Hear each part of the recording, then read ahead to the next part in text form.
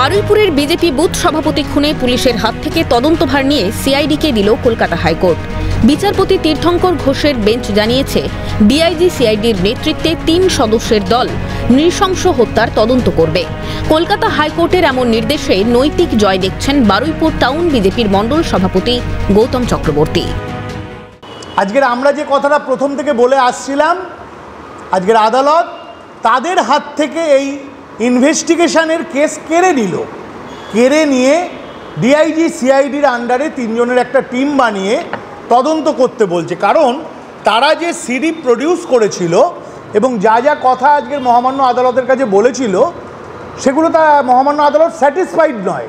সেই কারণে তাদের মামলা আজকের কেড়ে নেওয়া হলো। আর আজকের আমরা এই নৈতিক জয় যার জন্য পেয়েছি। 8ই আগস্ট বারুইপুরের উকিলপাড়াতে নৃশংসভাবে পিটিয়ে খুন করা হয় বিজেপির বুথ সভাপতি রাজীব বিশ্বাসকে। ঘটনায় বাবা নিতাই বিশ্বাস ও ছোট ভাই সন্দীপ বিশ্বাসকে গ্রেফতার করা হয়। পরবর্তী সময়ে গ্রেফতার হয় 3য় অভিযুক্ত অমিত মণ্ডল।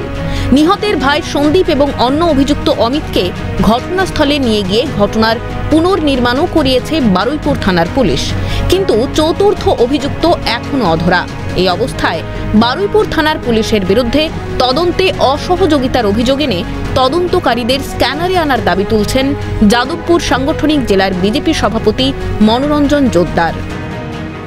এখানকার যারা তদন্তকারী অফিসাররা বারুইপুরের, তারা তদন্ত করতে পারলেন না এবং সেই জন্যে আমাদের হাইকোর্টে যেতে হলো এবং হাইকোর্টের বিচারক রায় দিলেন যে এরা অপারগ, এরা সঠিকভাবে তদন্ত করছে না।